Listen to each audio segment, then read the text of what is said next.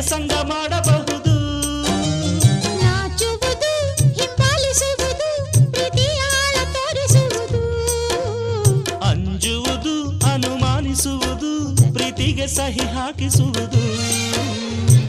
ಕಾಯುವುದು, ಕಾಯಿಸುವುದು, ವಿರಹದ ಪ್ರೇಮ. ಕಾಯುತ್ತಾ ಕನವರಿಸೋದು ಕನಸಿನ ಪ್ರೇಮ. ತಾಂಬೂಲ ಸೀರ ತಂದು ಮಾತಿಗೆ ಕೂಗು. ಸುಖವಾಗಿ ನನ್ನ ನಂಬಿ ಮದುವೆಯಾಗು. ಕೋಪಿಸುವ ಹುಡುಗ